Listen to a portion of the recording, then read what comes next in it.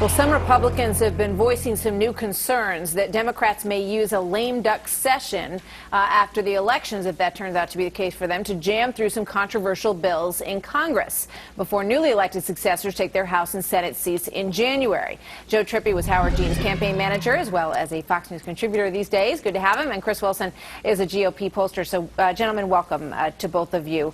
Joe, let me start with you. What do you make of this claim and the folks that it's coming from? I think it's great posturing for the November elections, but it's ridiculous. I mean, the Republicans will still have the ability to filibuster and stop any real action in the Senate throughout any shortened lame duck session. So, with what the limitations they put on the Democrats throughout this, throughout this first midterm, nothing much is going to get accomplished in a lame duck session unless the Republicans want to let it happen. Yeah, Chris, that's what Democrats are saying, that this is, sort of bluster, chest thumping, I think is what Jim Manley called it in Harry Reid's office this morning, that Republicans are basically trying to scare folks into thinking that, the Democrats are going to ram through cap and trade and an energy bill and all of this controversial stuff in the months that fall between November and the first of the year. What say you? Well, I'm not sure what Republicans would have to gain from that.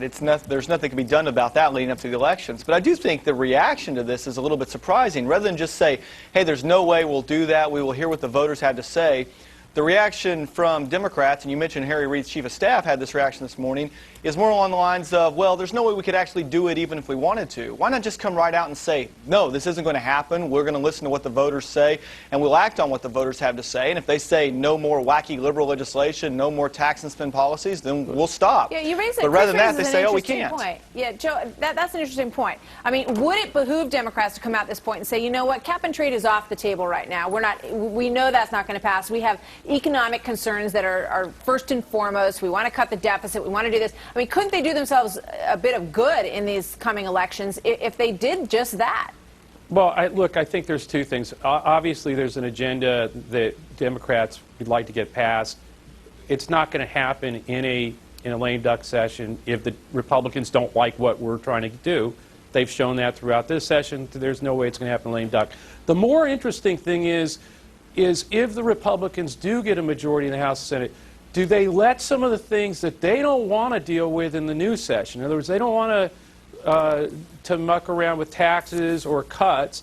Do they let it happen in the lame duck session so it doesn't happen on their watch? There are different things that can happen in a lame duck session, most of them not having anything to do with what the Republicans are claiming right now. All right, Chris, one reaction to that suggestion.